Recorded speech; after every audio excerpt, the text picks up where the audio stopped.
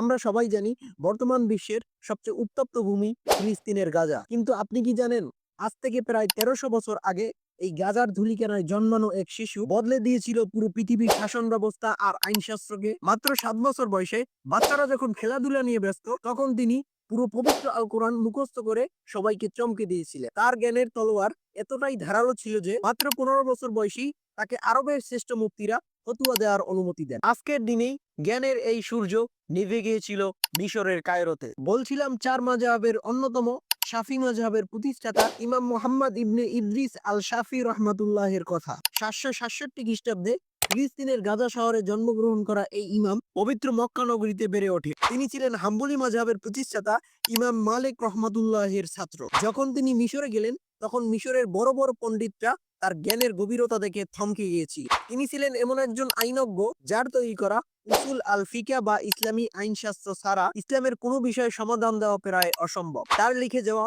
অসংখ্য বইগুলোর ভিতর আল রিসালা গ্রন্থটি ছিল অন্যতম। ৮২০ খ্রিস্টাব্দের আজকের দিনেই মিশরের কায়রো পৃথিবীর বুক থেকে চিরবিদায় নেন ইমাম শাফি রহমাতুল্লাহি আলাই। মহান আল্লাহ তাআলা তার জ্ঞানের আলোয় আমাদেরকে আলোকিত হওয়ার তৌফিক দান করুন।